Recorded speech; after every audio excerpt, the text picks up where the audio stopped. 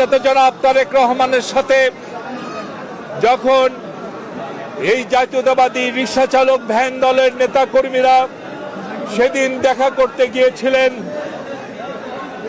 নেতাকে নিজেদের মাঝে পেয়ে তাদের মুখে যে হাসি ছিল সেই হাসির সাথে পৃথিবীর কোনো হাসির তুলনা করা যাবে না। এক অকৃত্রিম সুখ যেন তারা পেয়েছেন তাদের নেতা জনাব তারেক রহমানকে তাদের মাঝে পেয়ে।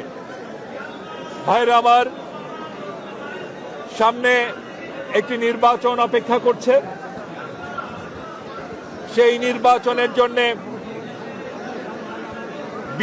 বিএনপির সমস্ত অঙ্গ সংগঠন এবং বিএনপির সর্বস্তরের নেতাকর্মীরা, সহযোগী সংগঠনগুলোর নেতাকর্মীরা, তারা সবাই নির্বাচনকে সামনে নিয়ে তারা জনগণের মধ্যে কাজ করছে। 23 তারিখের পর তারা তাদের প্রচারণা শুরু করবে।